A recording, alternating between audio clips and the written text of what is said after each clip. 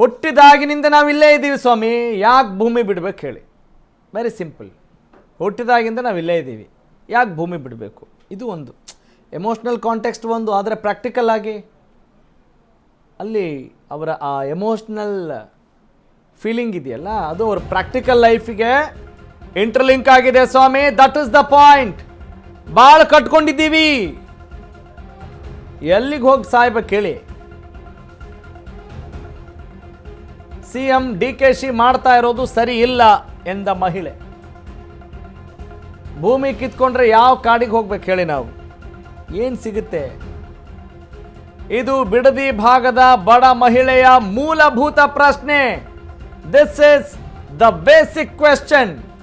ಬಿಡದಿಯಿಂದ Ashwavega news ground report ಇಲ್ಲಿದೆ. ಸುಮ್ಮನೆ ಏನೋ ನಿಮಗೆ ಸುದ್ದಿ ಕೊಡ್ತಾ ಇಲ್ಲ. ಅಲ್ಲಿಯ ಹಕ್ಕೀಕತ್ತೇನಿದೆ, ಅಲ್ಲಿಯ ಅಸಲಿಯತ್ತೇನಿದೆ, ಅಲ್ಲಿಯ ರಿಯಾಲಿಟಿ ಏನಿದೆ, ಅಲ್ಲಿಯ ಜೀವನ ಮಾಡ್ತಾ ಇರುವಂಥ ಪ್ರತಿಯೊಂದು ಜೀವಿಯ ಮನದಾಳ ಏನಿದೆ, ವಾಟ್ ಈಸ್ ದ ಫ್ಯಾಕ್ಟ್, ವಾಸ್ತವ ಏನು ಅನ್ನೋದನ್ನು ಅರಿಯುವ ನಿಟ್ಟಿನಲ್ಲಿ ನಿಮ್ಮ ಅಶ್ವವೇಗ ನ್ಯೂಸ್ ಗ್ರೌಂಡ್ ರಿಪೋರ್ಟ್ನ ಇಟ್ಕೊಂಡು ಇವತ್ತು ನಿಮ್ಮ ಮುಂದೆ ಆ ಸುದ್ದಿಯನ್ನು ಬಿತ್ತರ ಮಾಡ್ತಾ ಇದೆ ಸ್ವಾಮಿ, ಪ್ರಸಾರ ಮಾಡ್ತಾ ಇದೆ. ಹೀಗಾಗಿ DK ಶಿವಕುಮಾರ್ ಅವರೇ, ನೀವು ಆ ಯೋಜನೆಯನ್ನು ಕೈಗೆತ್ತಿಕೊಂಡು ಅದನ್ನು ಮ್ಯಾನಿಫೆಸ್ಟ್ ಮಾಡ್ತೀರೋ ಬಿಡ್ತೀರೋ, ನೀವು ಅಂದುಕೊಂಡಿದ್ದನ್ನು ಮಾಡೇ ಮಾಡ್ತೀರಿ ಅಂತ ಪ್ರತಿಷ್ಠೆಗೆ ಜಿದ್ದಿಗೆ ಬೀಳ್ತೀರೋ, ಅಥವಾ ಅದರಲ್ಲಿರೋ ಒಳ್ಳೊಳ್ಳೆ ಪಾಯಿಂಟ್ಸ್ನ ಜನರಿಗೆ ಕನ್ವಿನ್ಸ್ ಮಾಡೋಕ್ಕೆ ಪ್ರಯತ್ನ ಪಡ್ತೀರೋ, we don't know. But this is the reality, this is the voice of Bidadi. Bidadi ಎಷ್ಟು ವರ್ಷದಿಂದ ಇದ್ದೀರಾ ಇಲ್ಲಿ? ನಾವು ಹುಟ್ಟಾಗಿಂದ ಇಲ್ಲೇ ಇದೀವಿ ಸರ್. ಇಲ್ಲೇ ಇದ್ದೀರಾ ಹುಟ್ಟಾಗಿಂದ? ಈಗ ಮನೆ ಎಲ್ಲ ಬಿಟ್ಬಿಟ್ಟು ಹೋಗ್ಬೇಕು ಅಂತ ಹೇಳ್ತಾರೆ. ಮನೆ ಮಾತ್ರ ಯಾವ್ದೇ ಕಾರಣಕ್ಕೂ ಬಿಡಲ್ಲ ಸರ್. ಏನ್ ಬಿಡಲ್ಲ? ಎಲ್ಲಿ ಬಿಡೋಣ? ಕೂಲಿ ಮಾಡಿ ಈಗ 10-20 ವರ್ಷದಿಂದ ಕಟ್ಟಿದೀವಿ. ಇಷ್ಟಾಗ್ಲ ಗೂಡ್ ಕಟ್ಟಕ್ 10 ವರ್ಷದಿಂದ ಕೂಲಿ ಮಾಡಿ ಕಟ್ಟಿದ್ದೀನಿ. ದುಡ್ಡು ಕೊಡ್ತಾರಂತಲ್ಲ? ಯಾವ ದುಡ್ಡು ನಮಗ್ ಬೇಡ. ದುಡ್ಡು ನಮ್ಗೆ ಏನ್ ಸರ್? ಕೂಲಿಗೆ ನಮ್ಗೆ ಗೌಡ್ರು ಕೂಲಿಗಳು ಕೊಡ್ತಾರೆ, ಕೂಲಿ ಮಾಡ್ತಾ ಇದೀವಿ, ನಾಳೆ ಮಾಡ್ತಾ ಇದೀವಿ, ಜೀವನ ಮಾಡ್ತಾ ಇದೀವಿ. ಮನೆ ಬಿಟ್ಬಿಟ್ಟು ಹೋಗ್ರಿ ಅಂದ್ರೆ ಹಿಂಗ್ ಇಷ್ಟಾಗ್ಲ ಕಟ್ಟಿರೋ 10 ವರ್ಷದಿಂದ ಕಟ್ಟಿದ್ದೀನಿ. ಅದನ್ನ ಕೂಲಿ ಮಾಡ್ತಿರ್ತಿದ್ವಿ. ಬಿಟ್ಬಿಟ್ಟು ಎಲ್ಗೋಗಣ ಸರ್?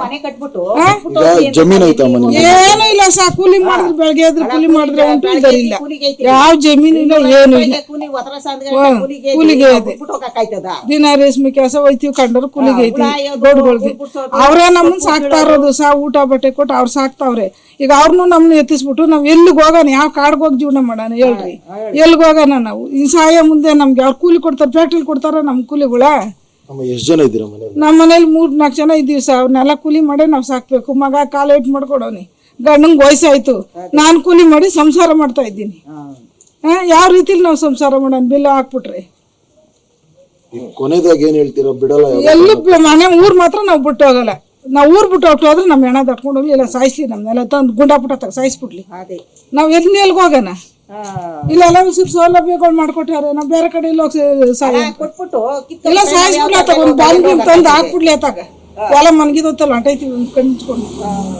ನಾವು ಇರಕಾಯ್ತದ? ಬೇರೆ ಕಡೆ ಎಲ್ಲಿ ವಾಸ ಮಾಡೋಣ? ಹುಡ್ತಾಗಿಂದ ಇದೇ ಊರೇ ಒಂದೇ ಕೆಲಸ. ವ್ಯವಸಾಯ ಬಿಟ್ರೆ ನಮ್ಗೆ ಇನ್ನೊಂದೇನು ನಾವು ಕಲ್ತಿಲ್ಲ. ಬೇರೆ ಕೆಲಸ ಏನು ಕಲ್ತಿಲ್ಲ. ಏನು ನಮ್ ಜೀವನ ಅನ್ನೋದೇ ಗೊತ್ತಿಲ್ಲ. ಈ ಊರು ಇಲ್ಲಿ ರೇಷ್ಮೆ ಬಿಟ್ರೆ ಇನ್ನೆಲ್ಲಿ ನಾವು ಹೋಗಿ ಜೀವನ ಮಾಡೋಣ? ನೋಡ್ತಿದ್ದೀರಾ, ಇವರ ಒಂದು ಗೋಳಾಟನೂ ಇದೆ ಈ ಒಂದು ವಿಚಾರದಲ್ಲಿ. ಯಾಕಂದ್ರೆ ಟೌನ್ಶಿಪ್ ಮಾಡಿದ್ರೆ ಇಲ್ಲಿಂದ ಎಲ್ಲೂ ಹೋಗೋದಿಕ್ ನಮ್ ಜಾಗ.